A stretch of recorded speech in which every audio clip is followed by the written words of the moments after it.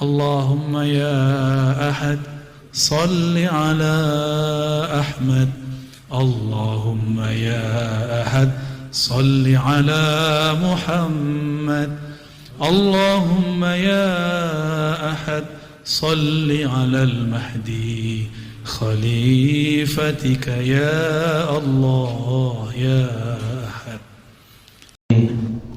أحيانا بحياته وأنعمنا بنعمته وبنعمته تتم الصالحات. أشهد أن لا إله إلا الله أشهد أن محمدا عبده ورسوله. اللهم صل وسلم وبارك على سيدنا Muhammad. Saya kira tadi yang sholawat badannya gendut karena suaranya ngebas. Pas dilihat ternyata beliau sangat ramping. Terima kasih Pak ya, suaranya enak sekali. Semoga diberkahi oleh Allah.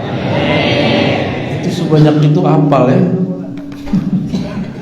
Saya aja nggak hafal-hafal Pak, karena dulu anti maulid. Anti maulid jadi sekarang demen sama maulid. Alhamdulillah mu'alaf. Judul kita apa? Eskatologi. Apa itu artinya? Tahu. Manusia. Nah, manusia tahu ya. Eskatologi biasanya diartikan ilmu. Logi itu logos, ilmu, kata-kata yang berkaitan dengan alam di luar kita, alam akhir zaman. Sebenarnya nggak di luar kita juga ya. Jadi alam atau kejadian atau pengetahuan tentang akhir zaman. Tapi ini sudah ada akhir zaman kan? Sebenarnya eskatologi dan manusia sudah cukup. Tapi khawatir nih Madura salah paham. Maka ditambahkan akhir zaman. Ilmu akhir zaman dan manusia akhir zaman gitu. Kita di akhir zaman bukan? Atau merasa masih panjang nih? Udah sebanyak itu kiai wafat, udah sebanyak itu orang meninggal kena virus. Ini bukan pertengahan zaman, ini sudah ini akhir zaman. Dulu Nabi ditanya oleh Jibril, "Matas sa'ah?" Kapan kiamat? Apa jawaban Nabi sallallahu alaihi wasallam? Apa jawabannya? Mal mas'ul anha bi'alama minas sa'il. Yang ditanya tidak lebih tahu daripada yang bertanya. Lalu Sayyidina Jibril bertanya, dia ikan nyamar. Ya udah kalau gitu engkau ceritakan kepada kami an amaratiha, mengenai amaratnya. Amarat inilah yang kemudian menjadi ilmu eskatologi. Apa arti amarat? Tanda-tanda, gejala-gejala, ciri-ciri akhir zaman itu apa? Nabi dalam perjalanan ruhaninya melihat di akhir zaman. Jadi Nabi itu diperjalankan ke masa lalu, maka beliau melihat asal usul kita semua. Kadang-kadang beliau diperjalankan ke masa akhir, maka beliau melihat apa yang terjadi di akhir zaman. Nabi melihat ada orang pakai kendaraan kok cepet bener. Tapi di hadis nggak mungkin Nabi bilang di akhir zaman kalau motor bahasa Maduranya apa? Honda. Di Yamaha pun Honda. Suzuki juga Honda. Nah, mau beli Honda. Oh gitu. Kalau mobil, Masya Allah. Berarti motor orang sini mahal-mahal ya. Alhamdulillah. Nabi melihat orang Madura dulu itu ya, naik Honda, kok cepat sekali. Dibilang kuda, kok kakinya bulat-bulat, lingkaran.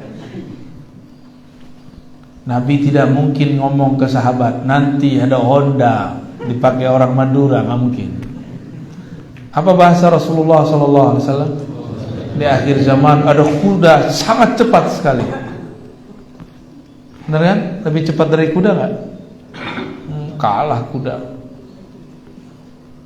Dan nggak usah dikasih rumput, cukup dikasih bensin. Lebih murah biayanya daripada kuda. Kuda itu susah ngurusnya. Kalau nggak ngerti-ngerti amat, mati dia. Di akhir zaman Nabi cerita, nanti akan banyak perempuan mengendarai kuda, kendaraan.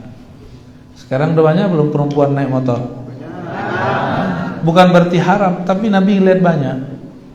Ini boleh, tapi banyak terjadi. Nabi mengatakan, ini yang saya takut. Walaupun hadis ini tidak sampai derajat sahih, tapi ini benar. Di akhir zaman, suara-suara fusaq, orang-orang fasik, alat fil masajid, meninggi di masjid-masjid. Kejadian sekarang, ya, makanya saya ceramah suaranya agak lembut-lembut, biar nggak jadi orang fasik. Bukan itu intinya. Fasik di situ al-khuruj minat ta'ah.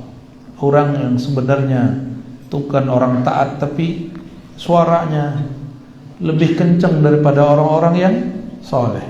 Dan itu banyak hari ini. Jadi Nabi melihat akhir zaman, lalu beliau bahasakan dengan bahasa abad pertama Hijriah. Sekarang kita sudah masuk ke 1443, berarti abad 15. Udah tua ini, ya. Umat Nasrani udah berapa ribu tahun ini? Sayyidina Isa lahir tahun pertama Masehi. Sekarang udah 2000 berapa? 2022 ya? Saya rasa kok 2021. Udah 2021. Yahudi sebelumnya lagi. Ini menunjukkan bahwa setiap umat mempunyai masa dan kadar masing-masing. Dan hampir setiap umat itu jaraknya cuma 1500 sampai 2000. Umat kita belum tahu karena hadisnya dhaif. Umur umatku 1500 tahun, tapi hadisnya dhaif. Namun Imam Suyuti membenarkan ini berdasarkan ilmu huruf hisab jumal. Itu pakai surat Al-Qamar. Iqtarabatis sa'ah wa insyaqqat al-qamar. Itu dihitung pakai ilmu huruf, jumlahnya 1500 tahun. Telah dekat kiamat dan terbelah bulan. Dihitung 1500 tahun. Kalau iya begitu, ini kalau iya ya, kita kan belum bilang iya. Kalau 1443 itu hitungan hijrah sampai sekarang. Kalau Nabi Muhammad mulai dakwah semenjak 10 atau 13 tahun sebelumnya, kita anggap 10 tahun. Karena riwayat Imam Tirmizi mengatakan Nabi 10 tahun di Mekah. Tapi riwayat kedua 13 tahun di Mekah. Kita ambil saja 10 biar gampang hitungnya. Sekarang 1443 tambah 10 tahun lagi berapa? 1453. Berarti umur umat gak nyampe 50 tahun lagi. Kalau versi riwayat ini. Terlepas dari itu semua, kita cukup melihat kejadian-kejadian hari ini. Jamaah subuh yang diberkahi Allah, ini hari Jumat ya, libur ya, meliburkan diri. Alhamdulillah. Nabi SAW mengatakan setiap nabi sebelumku anzara, mengingatkan mengenai khurujid dajjal, akan munculnya ad-dajjal. Siapa yang disebut dajjal? Dajjal ini bahasa Arab mubalaghah, menunjukkan banyak. Apanya yang banyak? Dajjulunnya. Dajjulun bukan daglun ya. Dajjulun artinya kizbun, bohongnya. Dajjal maha pembohong, maha konspirator, yang jago buat konspirasi. Itu Dajjal. Dajjal ini ternyata dulu adalah seorang Samiri. Samiri punya nama kecil Musa. Apa nama kecilnya? Musa ini punya ayah namanya Sam'un. Sam'un ini punya istri, belum hamil-hamil, udah datang ke tabib, ke wali segala macam, belum juga hamil. Terakhir dia datang ke seorang yang dianggap tabib, tapi ternyata adalah iblis yang menyamar. Hati-hati, kadang-kadang ada iblis menyamar atau minjem dukun. Ketika menyamar, Sam'un dan istrinya mengatakan, wahai tuan tabib, mohon bimbing kami, ajarkan kami, obati kami. Istriku mandul, aku pengen punya anak. Kata iblis yang nyaman jadi dukun, baik, kamu dijamin punya anak, tapi syaratnya satu, lakukan hubungan suami istri di kuil berhala setan. Akhirnya mereka yang penting punya anak, mau gimana aja terserah. Maka datanglah dua orang ini, sepasang ini, ke kuil yang banyak berhalanya. Mereka lakukan hubungan di situ. Tidak ada doa, langsung tancap gas. Ternyata setiap hubungan tanpa doa, langsung iblis ikut serta menikmati. Yang capek kita. Terjadilah kemudian hubungan spesial. Tumpahlah an-nutfah dari si Sam'un kepada istrinya. Tapi itu bukan nutfah dia, itu nutfahnya iblis. Walhasil si istri hamil. Lahirlah pendek kata anak namanya Musa. Musa itu nama belakangan, tadinya gak ada namanya. Tiba-tiba kampung Samara banjir. Ayahnya tidak tahu hanyut kemana, ibunya juga hilang. Tiba-tiba Allah kirim Sayyidina Jibril. Hai Jibril, itu ada anak kecil, kamu selamatkan. Anak kecilnya aneh, kamu selamatkan. Itu anak kecil matanya belean. Tahu belean? Apa kata orang Madura? Bileun. Bileun. Sahih gak? Bileun. Biar nanti kalau ditanya, kamu bisa bahasa Madura? Bisa. Bileun. Langsung digampar sama ngomong. Dan ini anak sepertinya aneh, kakinya tidak berkembang. Maka diambil oleh Sayyidina Jibril, diajarkan zikir dan dizikirkan supaya sembuh. Seharusnya ini anak tidak selamat, tapi diselamatkan. Berarti Allah juga yang ingin menyelamatkan tuh. Seharusnya kakinya tidak bisa berdiri, tapi dizikirkan Sayyidina Jibril sembuh. Tapi sembuhnya setelah 10 tahun. Di umur 10 tahun, matanya buka satu, bagian kiri, yang kanannya masih bileun. Ya?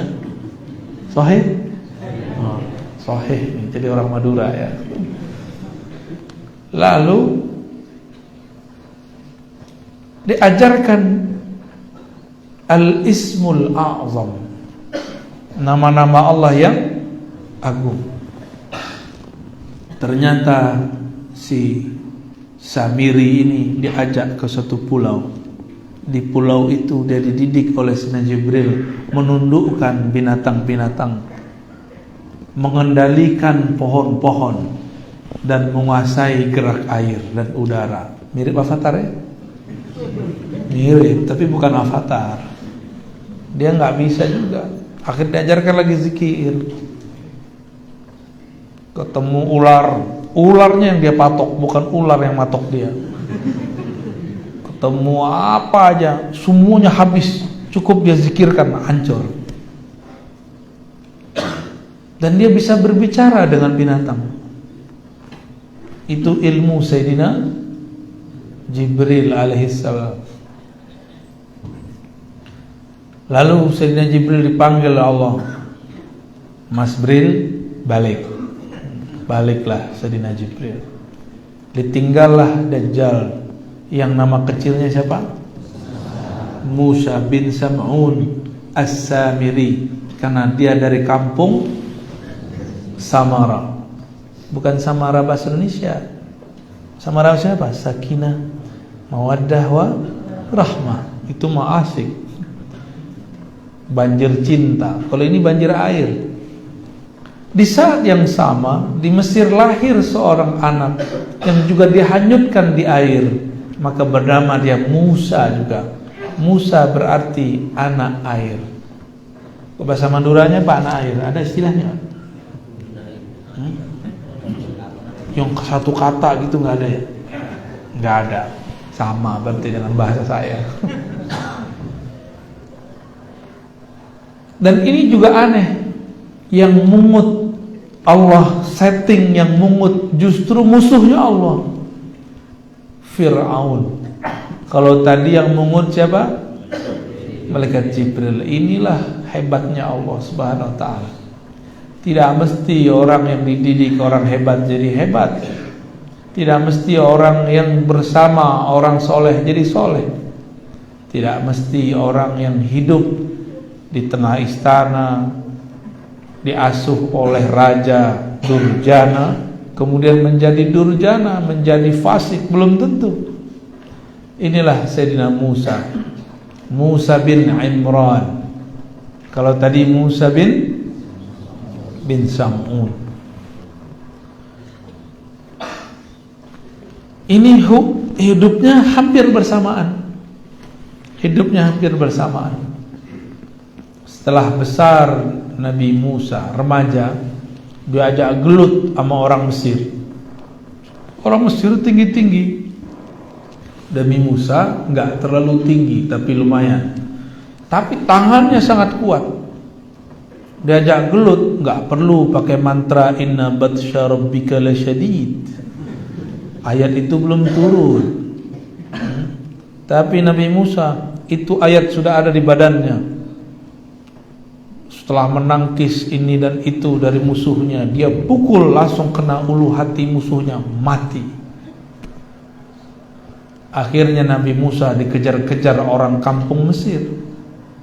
Larilah Nabi Musa. Dan larinya ini kemudian jadi pelajaran besar ketika ketemu Nabi Khidir nanti. Berarti ini orang juga sangat kuat. Ada yang bisa begitu Pak, satu kali tonjok mati. Wah, jangan-jangan Nabi Musa hidup lagi ya. Musa palsu, Musa al-Manduri. Setelah itu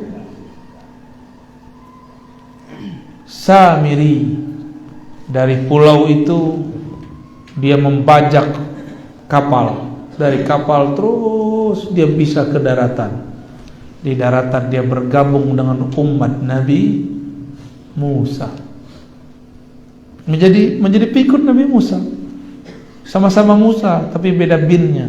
Ini bin Sam'un, ini bin Imran.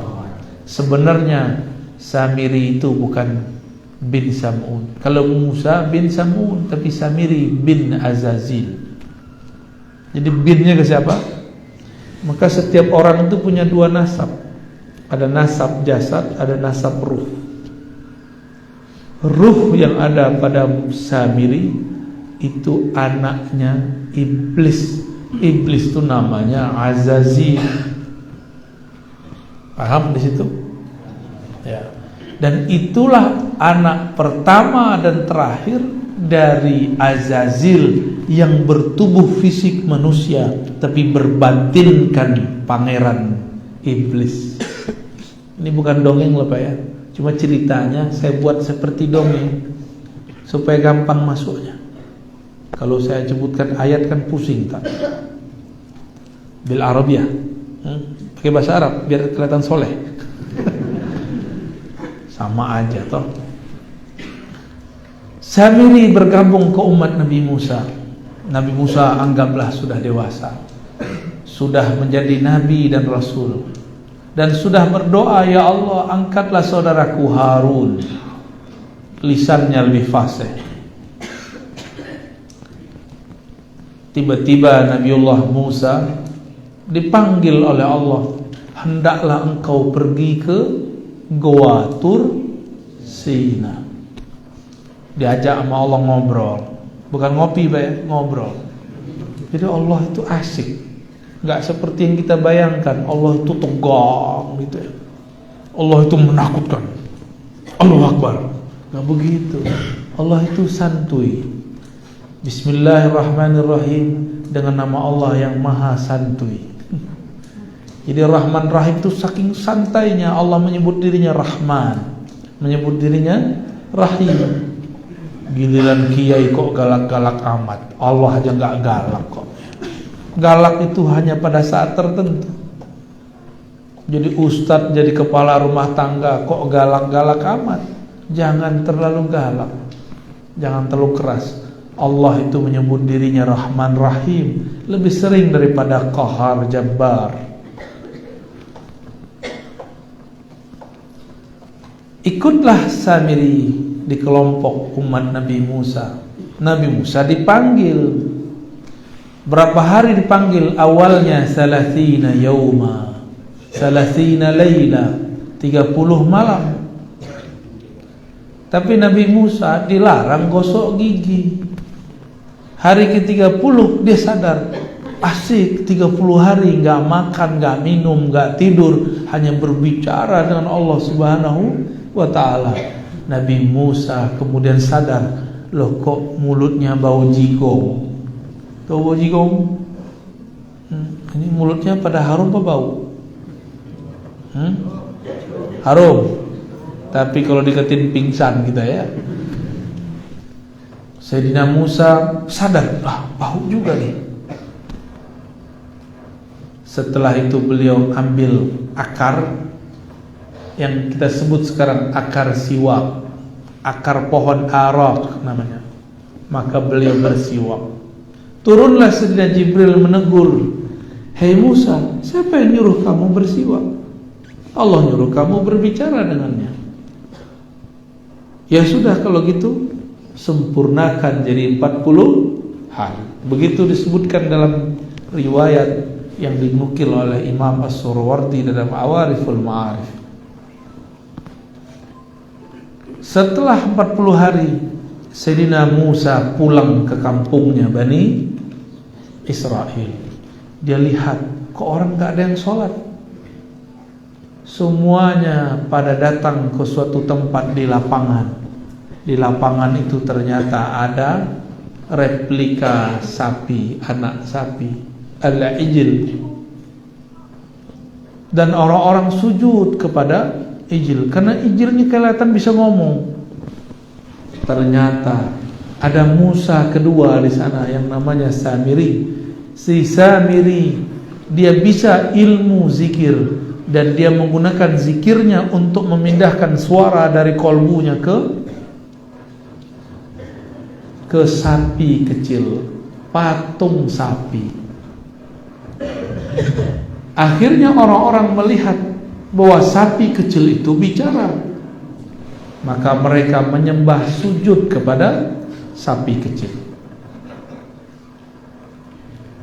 Terlihat oleh Nabi Musa, langsung Nabi Harun dicari, saudaranya. Nabi Harun ini jenggotnya, nggak ada orang Madura panjang jenggot seperti itu ya. Jenggotnya semuanya jenggot pandemi. Udah minimalis semua. Jenggotnya kena vaksin, Pak. Jenggot Nabi Harun sampai ke dadanya, bahkan sampai ke pusarnya dalam riwayat. Oleh Nabi Musa langsung ditarik jiwanya. Kau nih gak bertanggung jawab, gak becus. Ditinggal cuma 40 hari. Lihat no umat, sudah menyembah berhala namanya sapi kecil. Apa kata Nabi Harun? Ya bena ummi, wahai anak emakku. Wah, itu panggilan sangat mujarab tuh, nyebut emak. Langsung Nabi Musa lepaskan. Nabi Harun kemudian mengatakan, aku tidak sanggup untuk membimbing mereka karena ada orang bernama Samiri. Padahal Samiri kalau ngomong gak jelas, matanya belean satu, orangnya gak tinggi, pendek tapi kekar, sakti. Sedangkan Sayyidina Harun badannya luar biasa, gagahnya orang ini, berkarisma karena jenggotnya panjang. Beliau tidak sanggup membimbing umat walaupun pintar berpidato. Jadi Nabi Harun ini kalau pidato lebih cakep dari Nabi Musa. Tapi ternyata pidato tidak cukup untuk merubah umat. Setelah itu Nabi Musa datang ke umatnya. Umatnya kemudian pada sadar semua, oh iya ya, kenapa kami menyembah anak sapi kecil? Sebagai tanda tobat mereka, faktulu anfusakum, maka bunuhlah diri kalian sendiri. Maka mereka bunuh dirinya. Itulah tobatnya Bani Israel yang menyembah berhala, menyembah al-ijl, anak sapi kecil. Habis itu Nabi Musa datang ke provokator. Siapa namanya? Samiri, Musa bin Sam'un as-Samiri. Nabi Harun jenggotnya ditarik. Yang syirik mereka disuruh bunuh diri. Tapi giliran Sam'un, Musa bin Sam'un, Nabi Musa cuma ngomong gini, ma khatbuka ya Samiri, apa yang kau katakan wahai Samiri? Kok jadi lembut? Kok enggak keras? Kok enggak jenggotnya ditarik? Kalau perlu kepalanya dipukul? Enggak. Ternyata Nabi Musa dapat wahyu. Itu bukan musuhmu wahai Musa. Itu musuh umat Muhammad di akhir zaman. Nabi Musa aja gak dapat hak untuk mengalahkan Samiri. Bayangkan, Nabi Harun kalah oleh Samiri. Nabi Isa hampir terbunuh oleh Samiri. Nabi Zakaria dibelah badannya waktu masuk ke dalam pohon oleh Samiri. Ashabul Kahfi hampir terbunuh oleh Samiri. Samiri semua itu yang bekerja itu.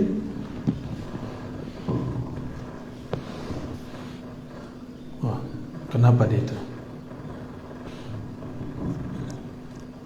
Ada kecoa kali ya. Serius amat Pak. Ya, lagi membayangkan Samiri ya. Ada yang tidur nggak? Terkecaplok sama Samiri itu. Bangun, ini cerita penting, ini cerita sahih. Ini kisah sahih. Nabi Isa itu dikhabarkan, hei Isa, di tanganmu lah nanti Samiri terbunuh. Samiri juga dapat kabar waktu dia masih kecil. Nabi Musa juga masih kecil. Jibril datang ke Samiri. Itu Jibril bawa dan ngasih kabar, hei Samiri, nasibmu nanti berakhir di tangan Isa. Maka si Samiri ini dia pergi setelah dibentak Nabi, bukan dibentak, disapa. disapa Nabi Musa, dia kemudian pergi. Tak tahu dia melalang buana kemana. Dia sedang mempersiapkan diri untuk membunuh sosok namanya Isa. Maka dia pelajari siapa saja yang membersamai Nabi Isa. Dapatlah kabar bahwa ada paman dari Maryam namanya Zakaria. Nanti itu udah meninggal Nabi Musa ya, udah masanya udah panjang. Orang inilah yang akan menjaga Sayyidatuna Maryam yang akan melahirkan Sayyidina Isa. Diburulah orang ini tapi bisa selamat. Akhirnya Sayyidina Zakaria dapat menjaga Sayyidatuna Maryam. Sayyidatuna Maryam pun kemudian disebutkan rahasianya, kenapa dialah yang dapat izin membunuh Dajjal. Coba lihat tadi, ayahnya Samiri, Sam'un, bersekutu dengan iblis Azazil, sehingga lahirlah anak. Sebenarnya itu anak Azazil, anak iblis, tapi numpang lewat perut istrinya Sam'un. Dan gak mungkin lawannya kecuali yang setara. Maka Allah utuslah Jibril, bukan untuk menggoda Maryam, tapi untuk meniupkan kun dalam perut Maryam. Apa kata Maryam? Bagaimana mungkin aku hamil? Tidak ada laki-laki satupun yang menyentuhku. Bahkan beliau mengatakan, A'udzu birrahman, aku berlindung kepada Allah yang Rahman, in kunta taqiyya, wahai orang yang jika kamu benar-benar bertakwa. Ini orang mesti nyamar jadi cowok. Jadi cowok paling keren di dunia. Tapi Sayyidatuna Maryam enggak berpaling.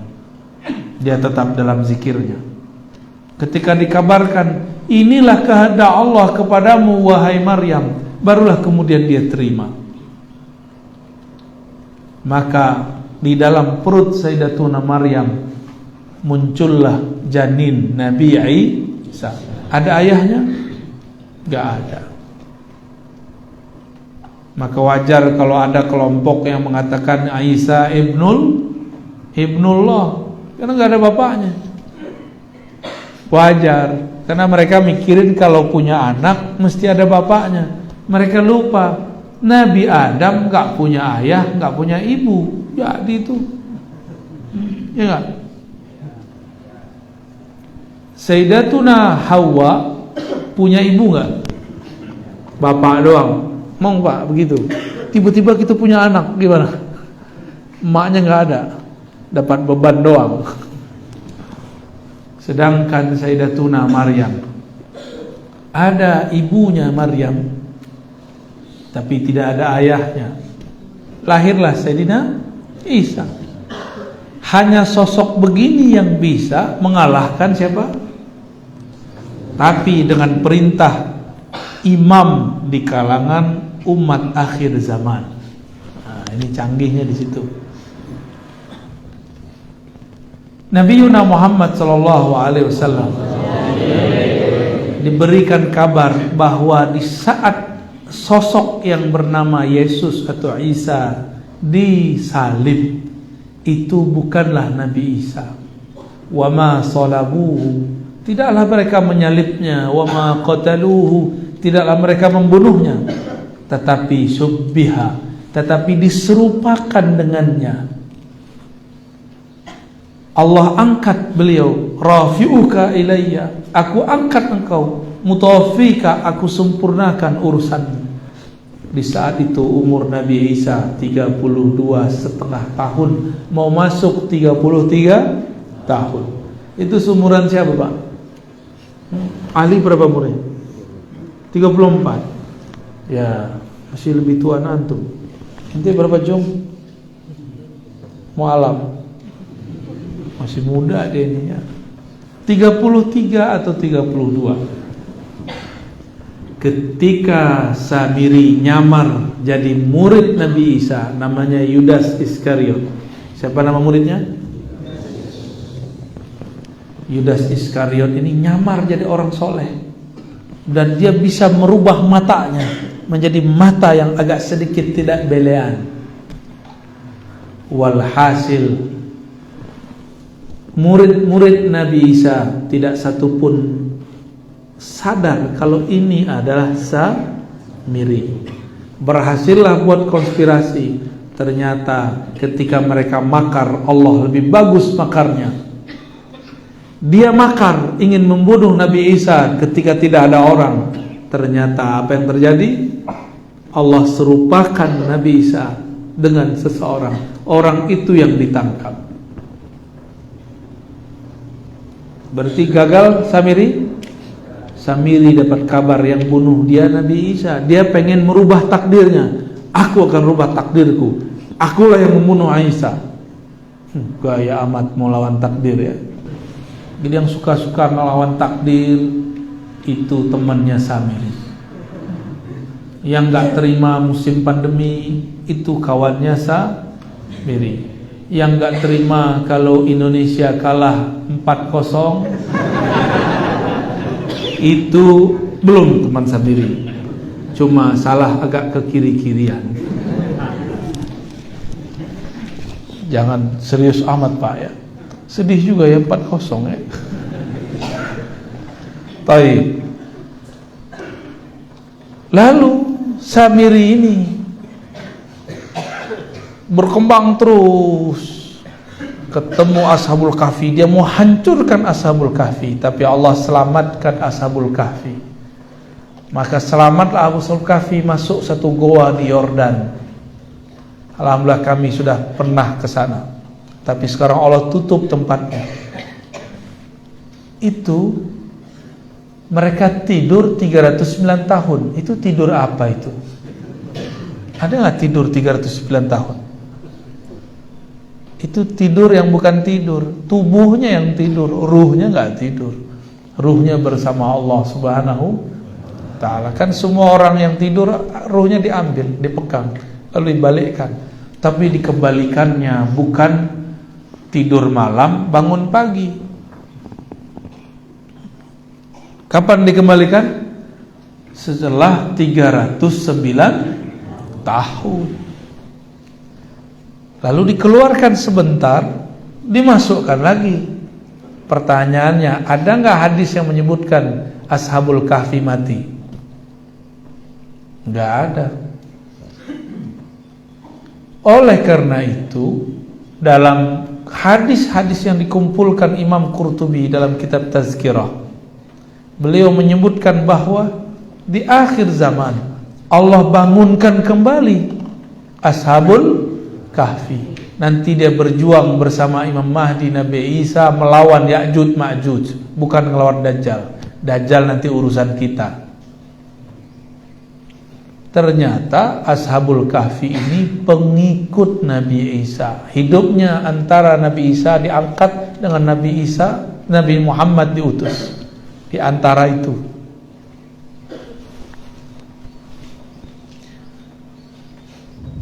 Jadi serius begini ya. Emang ceritanya serius ya? Asik. Emang dari dulu kita suka diceritain ya. Kita lanjut ceritanya. Kata orang sebelah, Ar-Razi sedang mendongeng. Dongeng yang soheh gak apa-apa ya.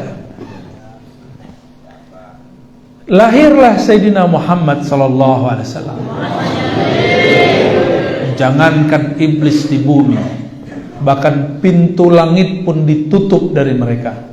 Dulu planet-planet itu adalah tempat nongkrongnya iblis dan jin. Itu jin nongkrong di sono. Canggih ya tempat nongkrongnya. Cafe Pluto, kan seru itu. Resto Venus, kayaknya seru ya.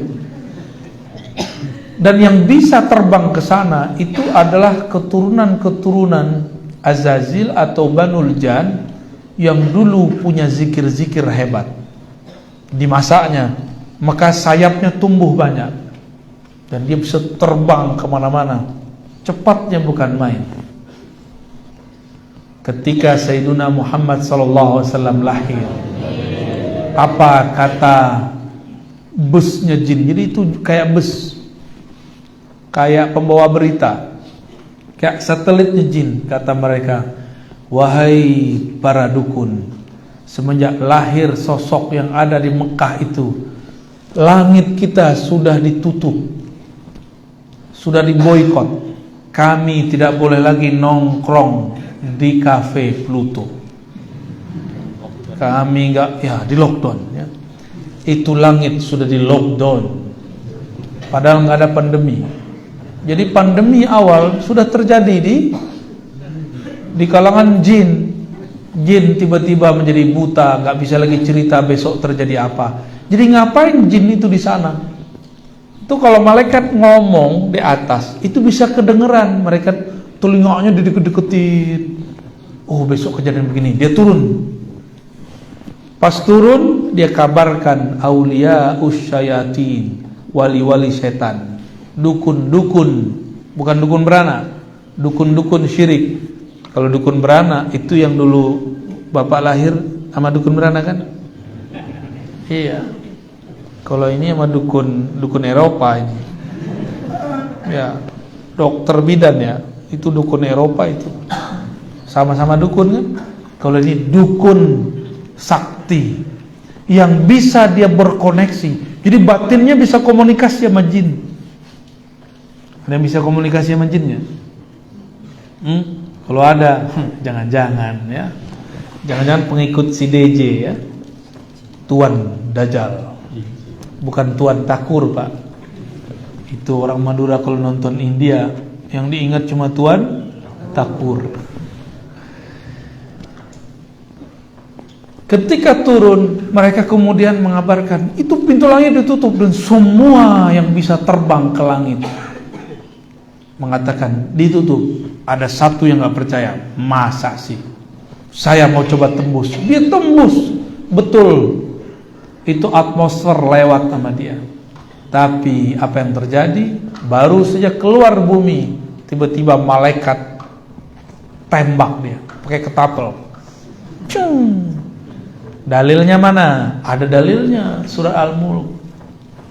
Walaqad zayyana as-samaa'a ad-dunya bimasabiha wa ja'alnaha rujuman lisyayatin.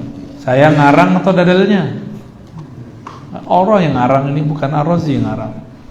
Itu bintang-bintang meteor-meteor dijadikan rujuman untuk nembak setan-setan nakal.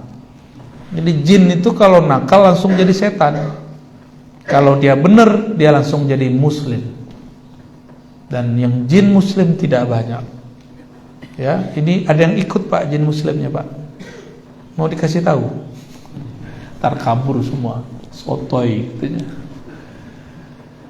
Usut punya usut yang bersayap paling bagus, disuruh keliling bumi. Kamu keliling bumi, siapa yang sedang lahir? Dilihat, banyak yang lahir tapi nggak ada yang aneh. Tahu-tahu di satu tempat padang pasir ada air Zam-Zam, tidak jauh dari sana lahir seorang keturunan Nabi Ibrahim bernama Sayyiduna Muhammad sallallahu alaihi wasallam. Ketika itu lahir, cahaya memancar darinya. Bergetarlah kekaisaran Romawi, istana raja-raja Persia. Bahkan banyak negeri saat itu kemudian mengalami goncangan. Majusi punya menara api, apinya padam, padahal tidak pernah padam selama-lamanya. Baru kali itu padam.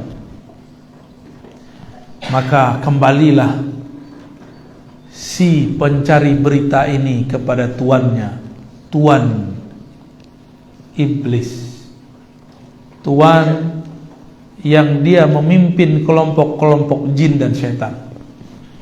Apa kata si pemberita?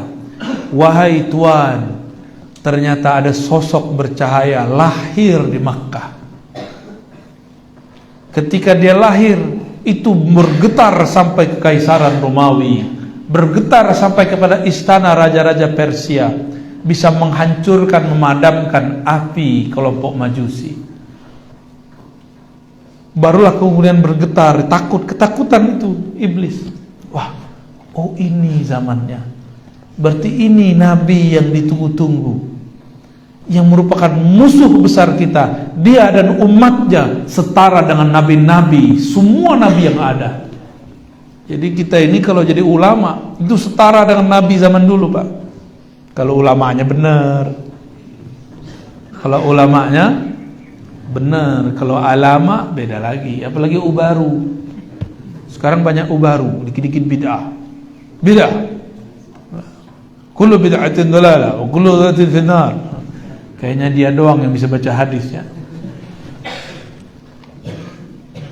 Sadarlah mereka. Di saat itu Allah kemudian ambil si Dajjal yang sedang mencari-cari, dikerangkeng di suatu pulau, dirantai. Saat dia dirantai, Tamim Ad-Dari sempat melihatnya. Jadi Tamim Ad-Dari ini pelaut. Ketika dia terdampar di satu pulau, nggak tahu pulaunya di mana, dia melihat sosok Dajjal. Saat itu masih dirantai. Sekarang dia lepas, Pak, dari rantainya. Sekarang si Dajjal sudah lepas dari rantainya. Dia sudah tinggal lihat mana negeri yang mau dihancurkan. Dia cukup mengarahkan badannya dan dia membacakan lapar-lapar tertentu. Dia mengirim sinyal-sinyal kepada aulia-aulianya, asisten-asistennya. Maka cenayang-cenayangnya terima. Masuk kabar. Mirip seperti wahyu. Dan orang ini dianggap wali di kelompoknya. Kelompoknya saya tidak boleh sebutkan, ya, karena masih rahasia juga. Takut juga kita masih salah, ya. Kita sedang tunggu kelompok ini muncul. Dan selama ini menunggu, muncullah mereka dalam bentuk penyebaran pandemi. Jadi pandemi ini kerjaan mereka ini. Ada nggak negara yang nggak kena pandemi, Pak, sekarang? Ada nggak? Nggak ada. Semuanya kena. Berarti ini bukan perang biasa. Ini sudah perang luar biasa. Saya nggak nakut-nakutin, Pak. Ini sudah luar biasa. Waktu pandemi yang kena orang Depok, yang ditutup komplek di Madura, benar nggak? Untung masjidnya tidak ditutup, komplek aja. Biasa anak komplek, sok higienis. Tahu higienis nggak? Kemana-mana harus pakai hand sanitizer. Padahal kalau sering-sering pakai masker, ini berbahaya juga untuk paru-paru. Udara sebagus di Madura, emang bagus ya? Masih banyak pohon, sama jin-jin di pohon juga masih ada di situ. Masih banyak hijau-hijau begini. Tiba-tiba kita disuruh pakai masker. Ini emang betul-betul kok tiba-tiba kita mau aja, ya? Ya sudah, kita terima, ya. Kita terima mereka makar, tapi ingat Allah lebih hebat makarnya. Ini awalnya, Pak. Pandemi itu virus, nggak mungkin berkembang sendiri. Virus itu dibuat dan disebarkan. Jadi saya nggak percaya virus itu kemudian datang dari orang bandara ditutup. Itu kerjaan mereka aja. Memang dibagi-bagikan. Namanya virus pasti dibagi. Ditambah dengan yang terkena bisa menyebarkan. Kalau nunggu begitu kelamaan. Emang disebar ini. Karena mereka pengen makar. Tujuannya cuma satu, pengen cek sudah ada belum orang akhir zaman yang jadi musuh dan Dajjal. Kalau ada, bunuh di tempat. Seperti dulu Sayyidina Muhammad SAW dicari-cari oleh ahlul kitab, kelompok Yahudi. Apa kata mereka? Carilah Nabi akhir zaman. Kalau ketemu, faktulu, bunuh. Saya nggak ngarang-ngarang. Ini terdapat dalam hadis Nabi riwayat Imam Tirmidzi. Hadisnya sahih.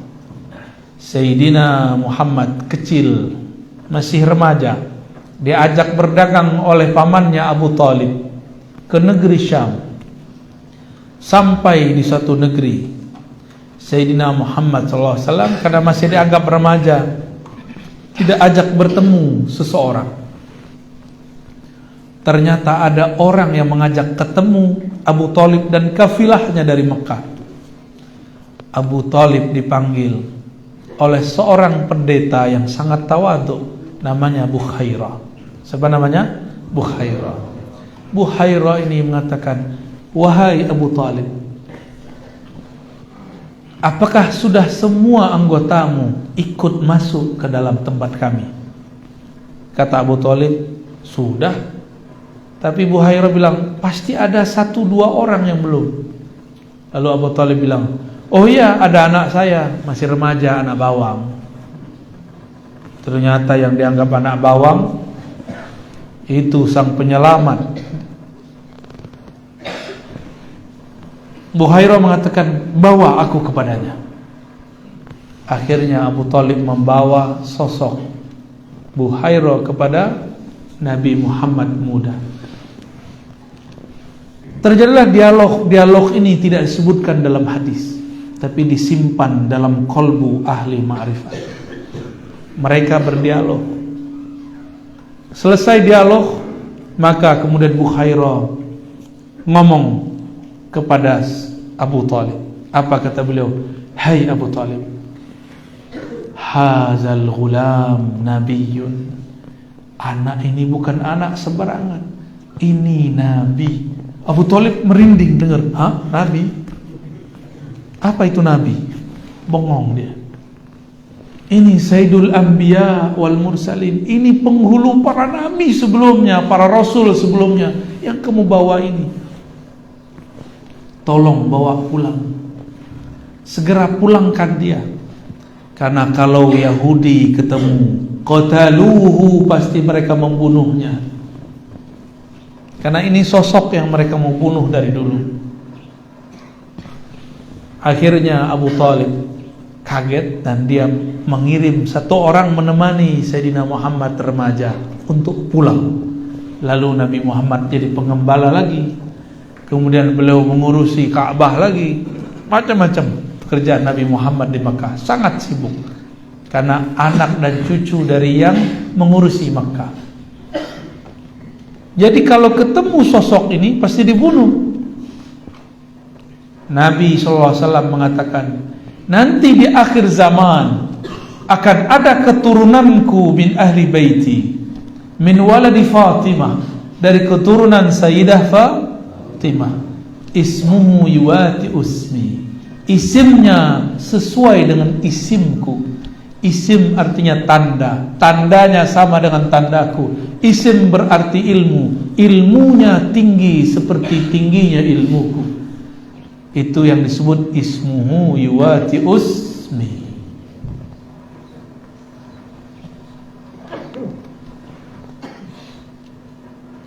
Apabila bumi telah dipenuhi dengan zulman wa jawra, maka Allah akan utus orang ini.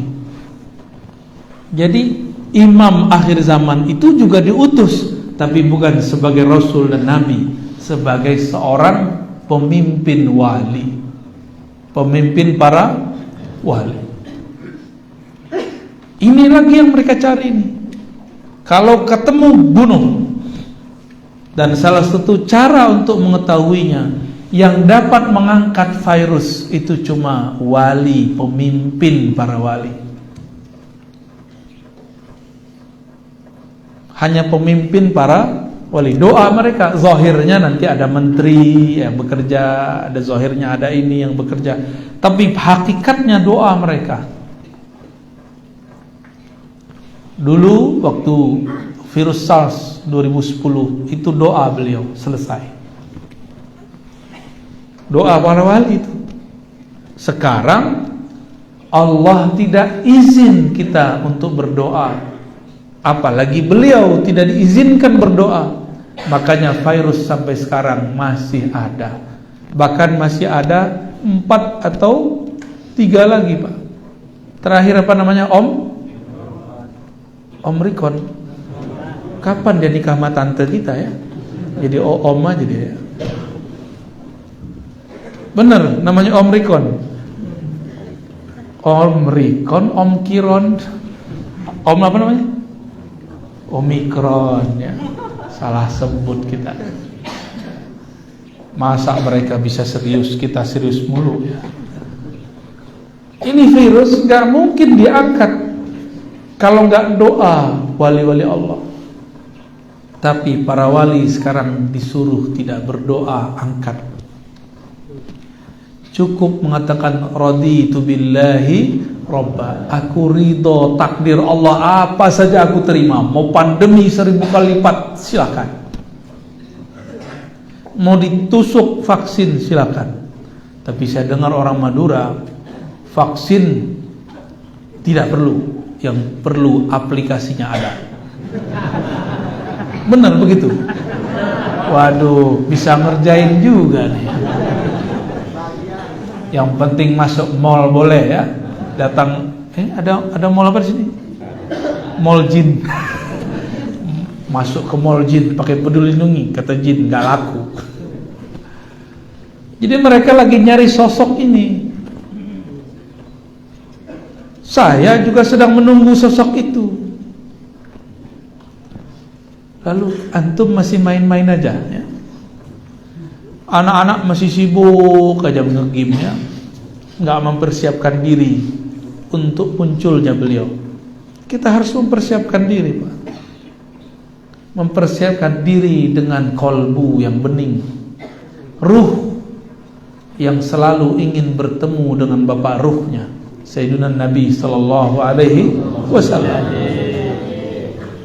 Ciri-cirinya, dialah orang yang paling mengerti ilmu ruh. Dan itu bukan kita. Kita ini cuma menukil beberapa saja yang bisa kita baca dari kitab dan kita dengar dari beberapa guru.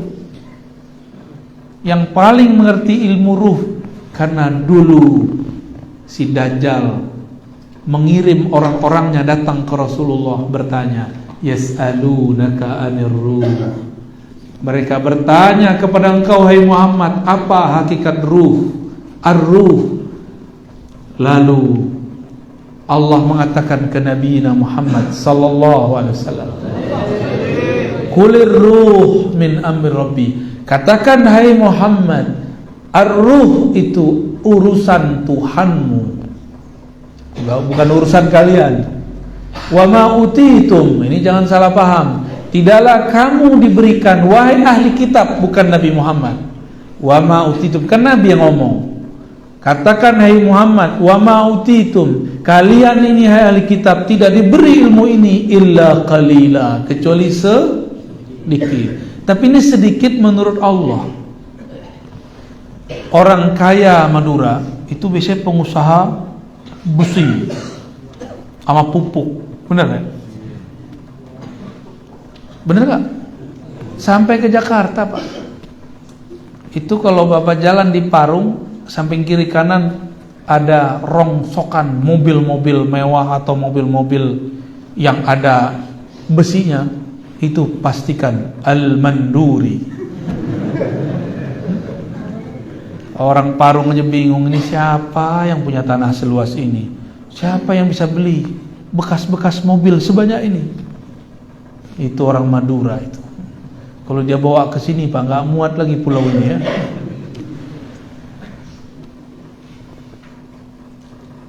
Baik. Apa kata Nabi? Wa ma utitum minal ilmi illa qalila. Kamu tidak beri ilmu tentang ruh kecuali sedikit. Sedikitnya orang kaya 1 M. Sedikitnya orang lebih kaya lagi mungkin 1 triliun. Orang paling kaya di dunia 10 triliun itu batuk, Pak. Ngeluarin Inggris keluar 10 triliun. Tapi sedikit anak kecil 500.000 ya. Sedikitnya kita berapa? 1000. Nah, nanti cek aja pas Jumatan, masuk kotak berapa tuh? Itu yang paling sedikit itu. Ada yang keluarnya 5.000, wah berarti sedikit dia 5.000. Ada yang keluar 50.000, wah berarti sedikit dia 50.000. Ini yang mana nih? Yang sedikitnya 50.000 apa 5.000? 50.000 ya? Wah, keren berarti. Atau nggak keluar? Ini belum curhat, nggak keluar. Baik. Yang dicarinya siapa? Yang mengerti ilmu ruh. Maka sampai sekarang yang diuber-uber, yang dicari-cari mereka, yas'alunaka 'anir ruh, itu aja. Mereka lagi cari sosok yang mengerti ilmu tentang ar-ruh. Kalau ketemu diapain? Kalau nggak bisa diajak kerjasama, bunuh. Gitu. Yang saya sampaikan sekarang mungkin di YouTube itu cuma yang tertulis di kitab aja itu. Itu belum banyak ilmu ruhnya. Belum seberapa. Jangan dikira itu keren, Pak, itu biasa sekali. Itu aqallul qalil. Lebih sedikit lagi daripada yang qalil-qalil itu. Mereka lagi buru orang ini. Kalau ketemu orang ini, dipastikan dialah ismuhu yuwati usmi. Namanya sesuai dengan namaku. Ciri-cirinya sama dengan ciri-ciriku. Dia lagi nyari itu. Mungkinkah Allah membiarkan orang yang memegang rahasianya ember? Tahu ember? Suka ngomong-ngomong, ngaku jadi Imam Mahdi di Facebook. Ada nggak? Ada banyak. Ngaku jadi Imam Mahdi di YouTube. Ya salah. YouTube itu punya mereka. Ngaku di situ habis ente. Maka orang-orang yang ngaku jadi Imam Mahdi di YouTube, di Facebook, belum mati-mati kan itu orang? Berarti bukan mereka. Karena kalau dia ngaku di YouTube, selesai dia. Jadi nanti kita akan dihadapi masa yang tidak lama lagi, sedikit lagi akan banyak orang ngaku dirinya Imam Mahdi. Saya harap di Madura tidak ada yang ngaku ya. Amin. Ada calon nggak di sini? Kawan kita bingung dengan ilmu akhir zaman. Dikumpulkanlah hadis-hadis, dapat ketemu riwayat jidatnya lebar, hidungnya mancung. Lama-lama dia ngaca, kayaknya aku ini. Yang begitu sudah ada yang datang ke saya, Pak. Saya tanya, belum dia ngomong, tahu-tahu hati saya ngomong sama hati dia. Dia ngomong begini di hatinya, sayalah Mahdi yang engkau cari, wahai Ar-Razi. Dalam hati mau ketawa. Kita candain aja. Bro, ente ini serius amat. Baru jidat lebar, hidung mancung dengan aku Mahdi. Bukan itu ya Al-Mahdi. Dia kaget. Baru dia mau ngomong, saya udah kemudian ngomong. Tuh nggak tahu juga tuh ya. Pakai telegram. Telepati namanya, Pak. Kolbu bisa ngomong mengkolbu. Nggak selalu, sesekali aja. Kan gawat kalau tiap hari begitu. Gawat, Pak, kalau tiap hari bisa baca hati si orang. Itu Allah kasih tahu aja tuh. Tuh, kamu dengerin kolbunya. Kita candain. Masa Imam Mahdi kayak ente? Hidung kurang mancung ini. Jidatnya kelebaran. Namanya botak. Ada yang datang, Pak, ya. Dan itu bukan satu dua, banyak. Ada yang gamer. Dia kemudian berkhayal dalam gamenya. Akulah sang juru selamat. Akulah Ratu Adil. Akulah Al-Mahdi yang dicari Ar-Razi. Kirim email sama kita ya. Al-Mahdi main email-emailan. Canggih juga Al-Mahdi zaman now ya. Terakhir. Kalau ini pemegang rahasia ar-ruh, mungkinkah dia obral rahasia? Kalau ada orang jualan barang mewah, mungkinkah dia cerita di pinggir jalan? Mungkin nggak? Ya mungkin. Kalau ada orang jualan berlian mahal, mungkinkah dia buka di kaki lima? Mungkin nggak? Ya mungkin. Jika ada kekasih Allah yang Allah simpan rahasia di kolbunya, mungkinkah dia cerita di mimbar? Mungkinkah dia cerita di mimbar YouTube? Mungkinkah dia ngaku-ngaku jadi wali kutub? Kecuali kepada ahlinya yang ada sekarang menjadi wali YouTube. Di depan saya banyak sekali wali YouTube ya. Bapak ibu yang bukan Allah, ibunya nggak ada ya. eskatologi dan manusia akhir zaman. Maksudnya kita harus mulai sadar, semua agama, semua aliran sekarang sedang menunggu itu. Kok masih ada orang ngomong, Ar-Razi ini ngomong apa ini? Ini dunia masih panjang. Dia lupa 2 tahun lalu kayak mau mati, kayak mau stres di kompleknya ketika pandemi di Depok. Tapi yang tutup komplek dia. Pandeminya di mana? Depok, Pak. Orang pertama kena. Itu langsung tutup semua komplek di mana-mana. Aneh gak tuh? Berarti betul pandeminya ada, cuma beritanya lebih besar dari kenyataannya. Tapi kemarin kejadiannya lebih besar dari beritanya. Setiap hari ada sekian orang mati, tapi beritanya dikurang-kurangi. Itulah kerjaan mereka ya. Maka saya cuma mengajak, mengingatkan seperti Nabi Yuna Muhammad SAW mengingatkan. Apa kata beliau? Aku ingatkan kalian mengenai kemunculan Ad-Dajjal, sang pembohong besar. Bukan hanya sistem, tapi ada sosoknya. Inilah yang diingatkan dulu oleh setiap para nabi, hatta Nabi Nuh.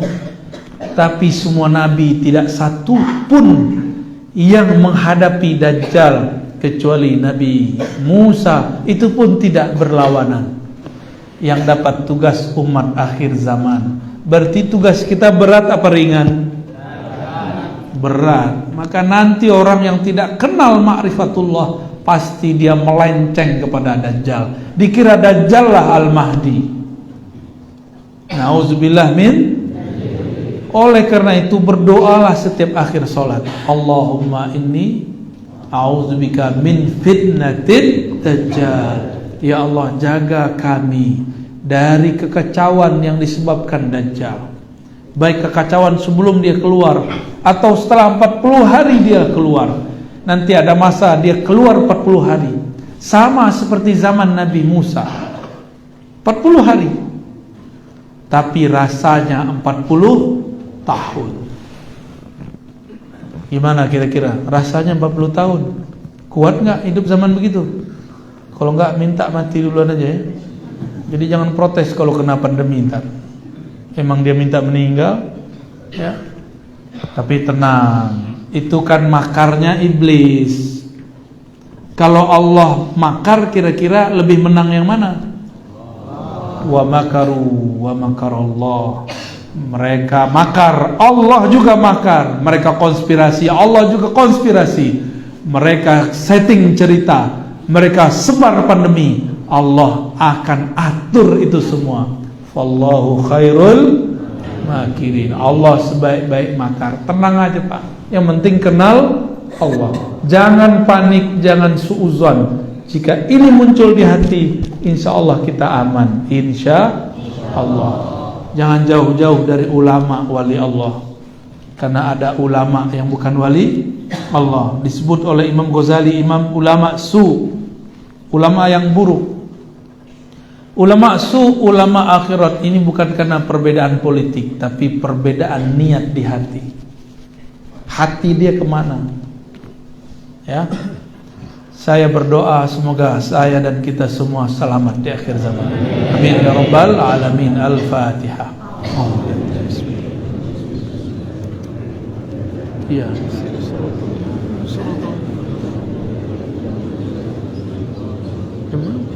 Azunnu akthar. 16. Lama sekali pagi di sini ya. Masih 6:16 saja. Pada terang. Oke. Apa lagi? Khalas? Cukup? Tanya jawab. Baik. Silakan Ustaz Ali dikondisikan.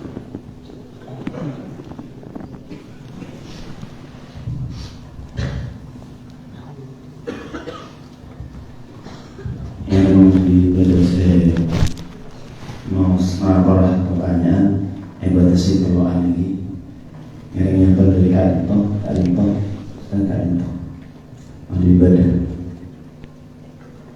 Terjemahannya apa itu? Dipersilakan di ibadahnya satu, sedangkan di tengah dari sisi sebelah kanan sana, depan satu lagi. Saya tengah berdiri pun. Yang mereka ada dipersilakan di depan.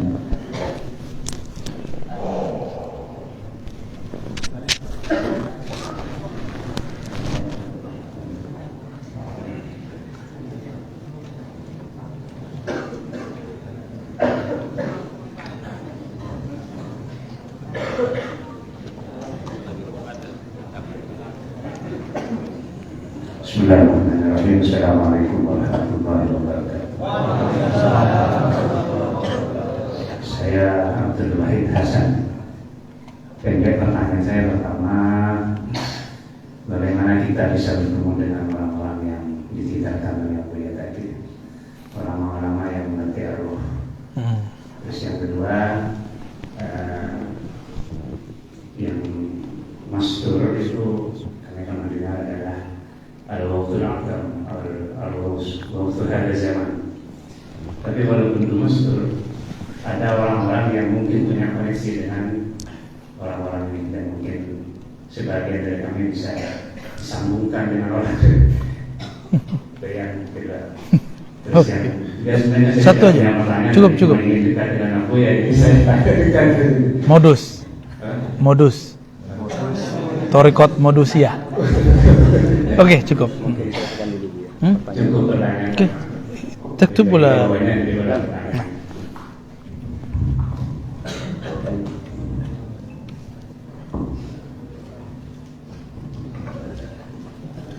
Assalamualaikum warahmatullahi wabarakatuh. Selamat. Ustaz tadi sudah menjelaskan banyak orang mengaku-ngaku saya Imam Mahdi.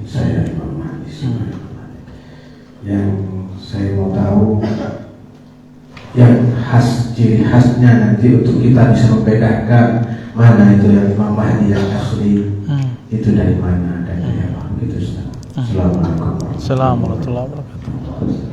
Dipersilakan.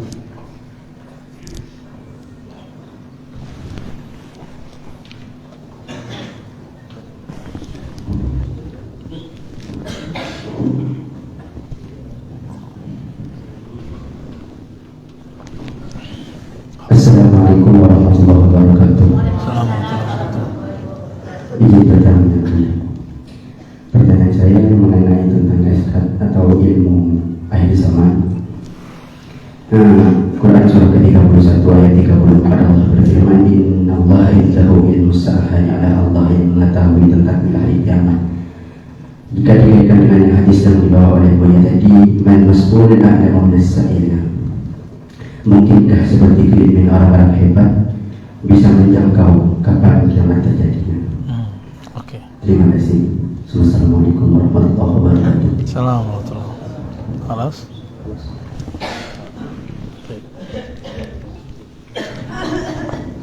Al-awwal tentang orang yang bagaimana caranya bertemu dengan orang yang mengerti ilmu.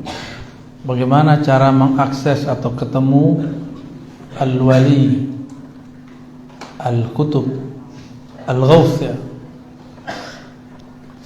Caranya harus mengerti ciri-cirinya, lalu terhubung dengan orang-orangnya.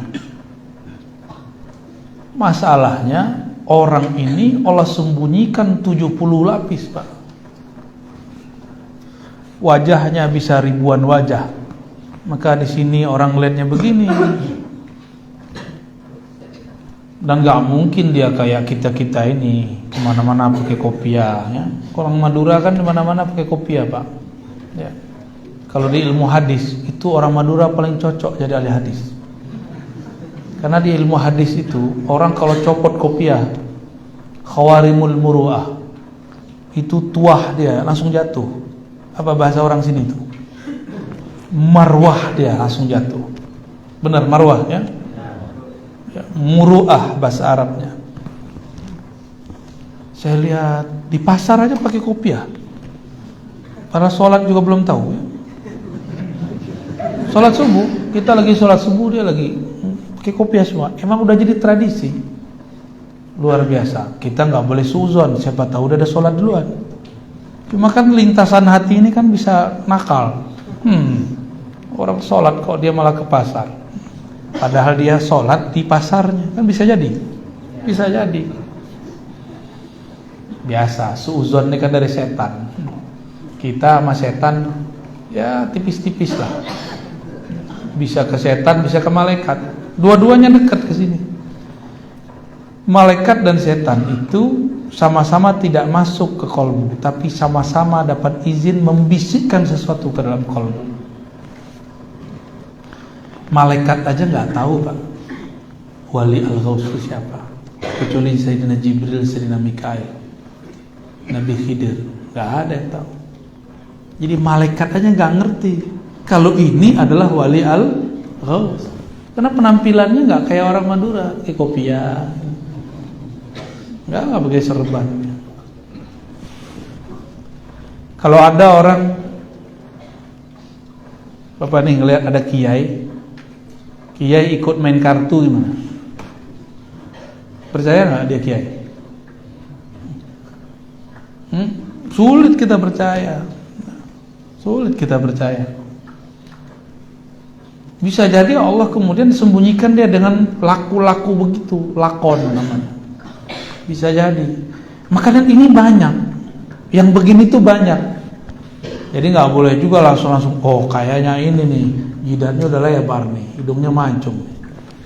Tunggu, jidat lebar, hidung mancung itu kelihatan nanti semua setelah diislah.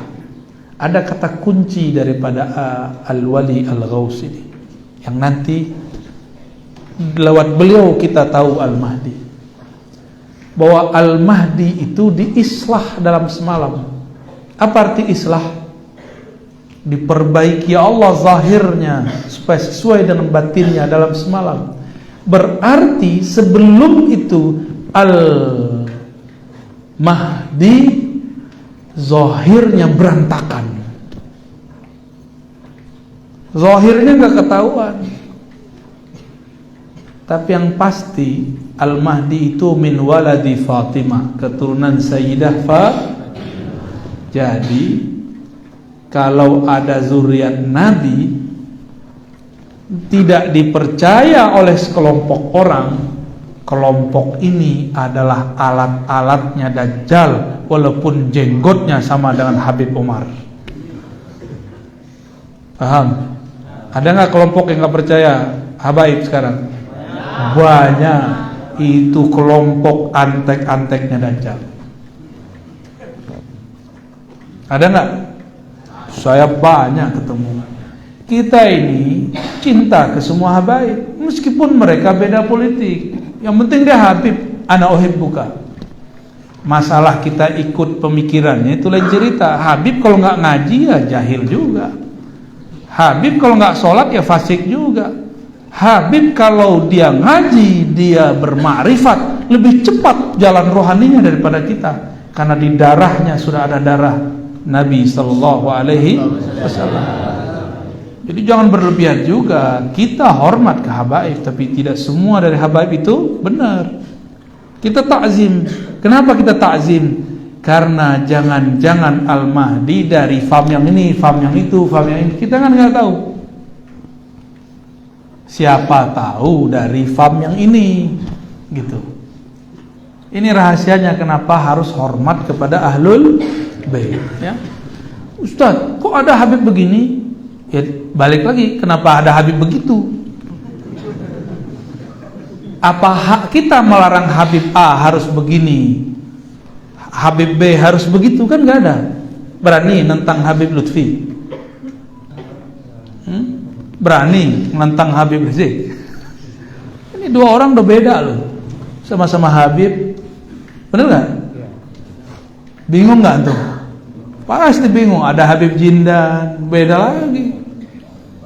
Ya, ada siapa? Habib Bahar, beda lagi. Ada Habib Al-Manduri, beda-beda tuh Habibnya. Ada Habib yang alim, baca kitabnya bagus. Kami kalau di Pulau Jawa, saya nggak tahu di Madura, karena ini baru hari ketiga saya di Madura, jadi belum ngobrol-ngobrol banyak.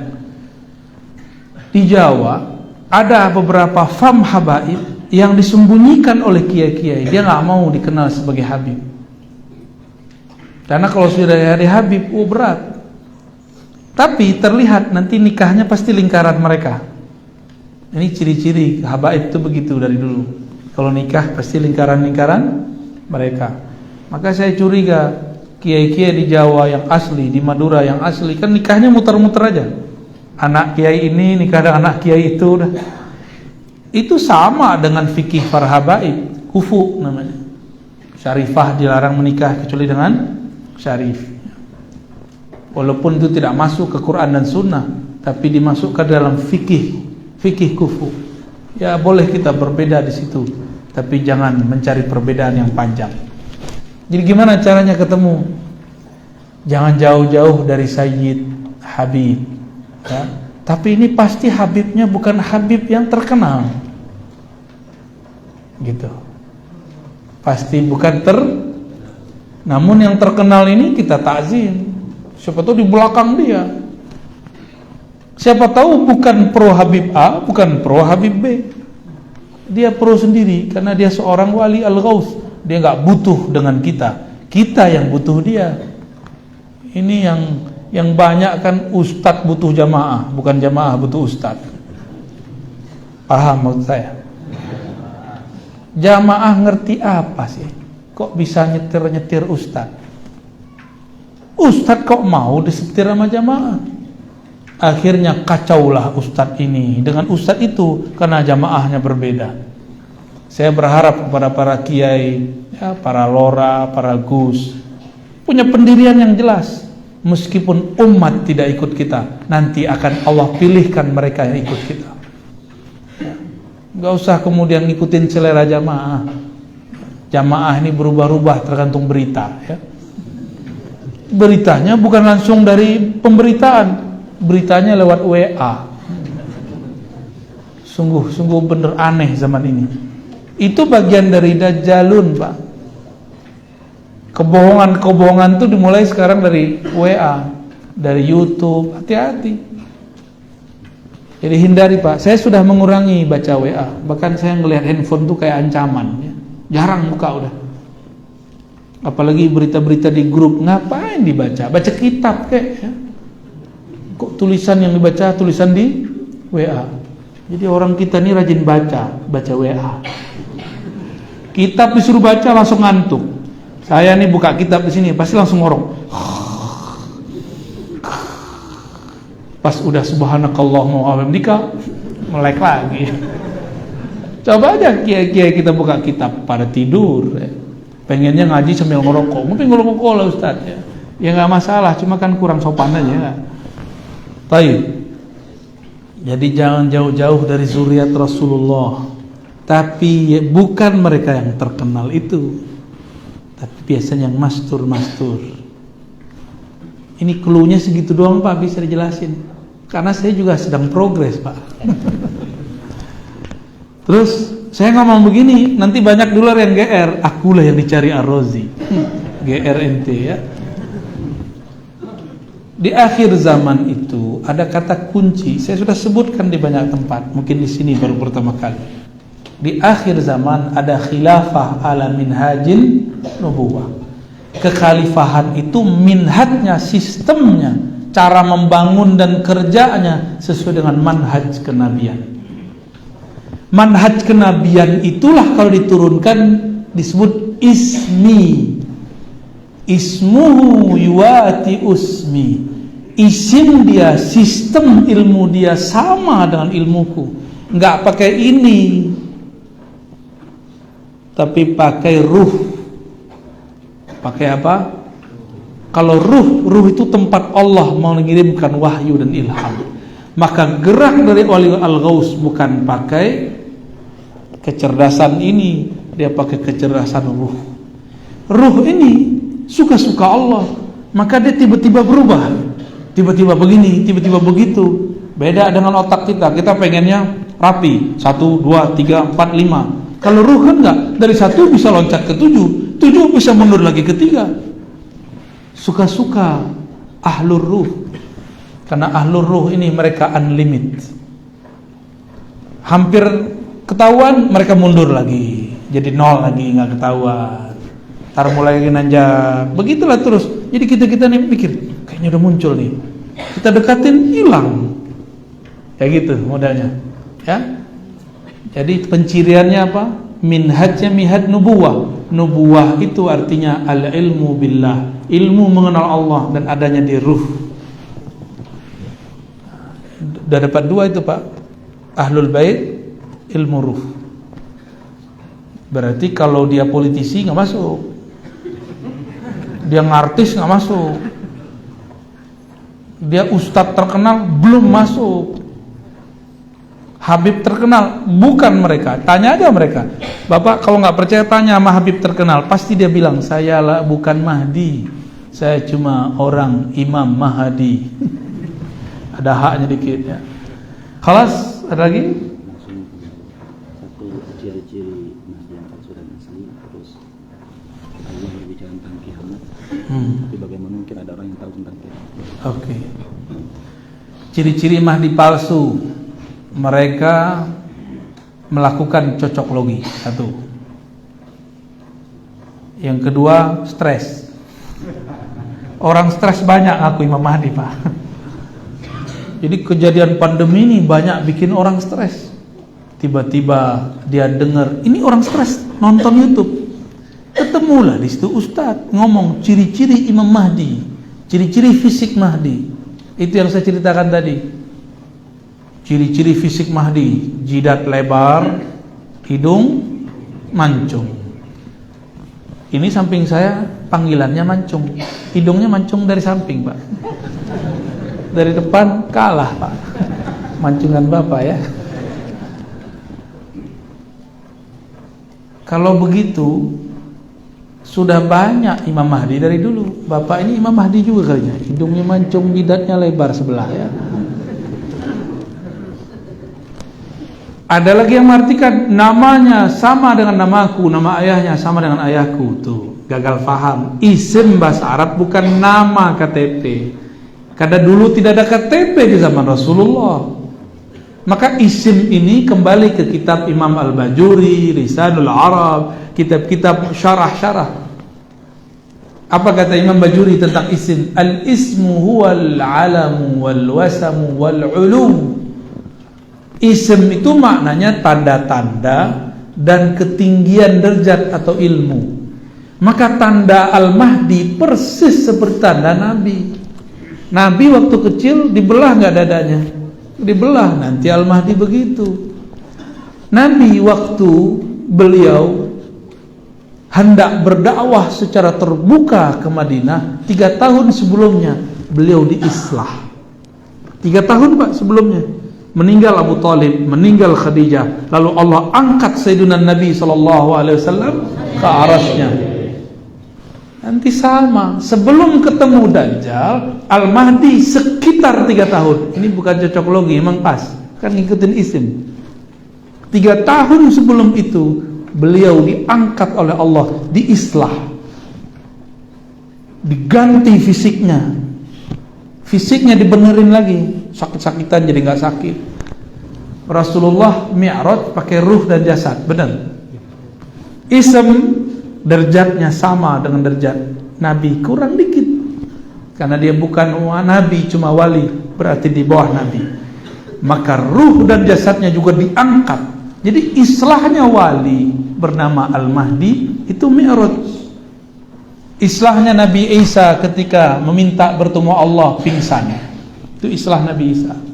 Islahnya Nabi Yunus ketika dilempar masuk ikan dan dia zikir 40 hari, la ilaha illa anta subhanaka inni kuntu minadh dhalimin. Islahnya Nabi Adam ketika turun di muka bumi dan dia sujud 40 hari, yang dibaca cuma satu, Rabbana zalamna anfusana wa illam taghfir lana wa tarhamna lanakunanna minal khasirin. Islahnya Nabi Muhammad naik ke aras, Allah turunkan surat Al-Fatihah, maka turun menjadi rukun salat. Islahnya Al-Mahdi Wallahu a'lam, kita belum dikabarkan. Saya cuma berdoa semoga kita termasuk barisan mereka. Amin ya rabbal alamin. Ciri-ciri palsu berarti bercocok logi. Mending cocok tanam. Ini cocok tanam ada dua. Ada di ladang, ada di rumah. Fa'tu harthakum anna syi'tum.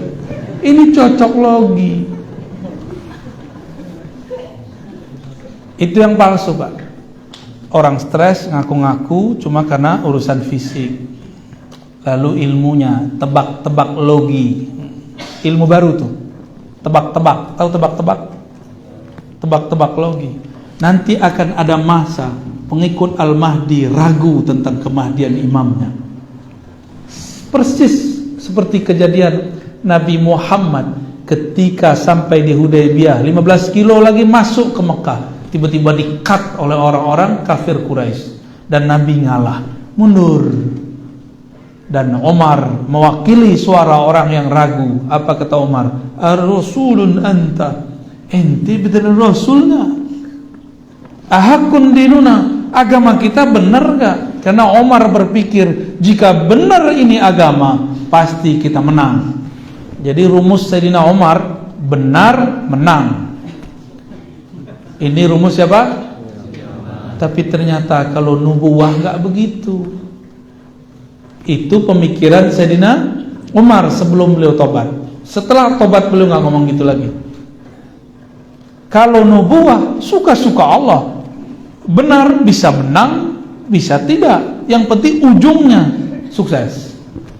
Tapi di perjalanannya bisa jadi kalah dulu. Nanti ada masa, Pak, itu terjadi. Imam Mahdi sudah diislah, sudah diperbaiki oleh Allah, sudah nyata pada dia Imam Mahdi. Terus tiba-tiba dia ngalah. Imam Mahdi ngalah kan lucu.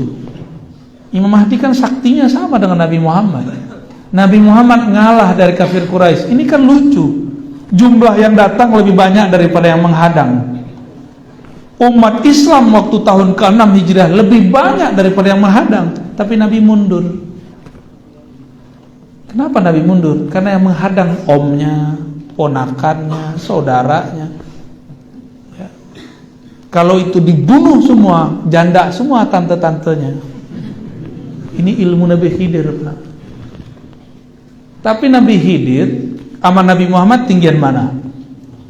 Nabi Muhammad. Ternyata Nabi Khidir ketika Nabi Muhammad muncul, Nabi ngomong, anta minal abdal. Kamu baru abdal, akulah pimpinannya. Makanya Ibnu Hajar Asqalani mengatakan Khidir itu kalau benar hidup zaman Nabi, maka dia sahabat Rasulullah SAW. Karena Nabi Muhammad penutup para nabi, statusnya sekarang bukan lagi nabi, statusnya wali, gurunya para wali, master of awliya, kiainya para wali. Kalau kita kan udah bangga kiainya santri. Bahkan beberapa belagu amat, saya kiainya para kiai. Tunggu dulu, Nabi Khidir kiainya para wali. Malu, Pak, kita kalau cerita begini. Karena kita ini sudah terlalu banyak berbicara yang di luar batas keilmuan kita, ya. Sudah nangkap? Terakhir sudah dapat belum? Khalas ya. Sudah dapat semua. Sudah terang, pastinya sudah lapar. Setelah ini silakan sarapan sendiri-sendiri ya. Saya mohon izin, setelah ini kami masih ada acara lagi. InsyaAllah Jumatan di Masjid Jami. Gimana? Tapi jangan tinggal masjid ini, Pak, tersepi. Masjid Jami apa namanya? Syuhada ya, InsyaAllah Jumatan ya. Kalau tidak ada tugas, silakan bergabung di sana. InsyaAllah kita ketemu lagi di lain waktu. Mohon izin tidak salaman, cukup dengan qalbu ya. Wa sallallahu ala sayyidina Muhammad. Subhanakallahumma wa bihamdika asyhadu an la ilaha illa anta astaghfiruka wa atubu ilaik. Assalamu alaikum warahmatullahi wabarakatuh.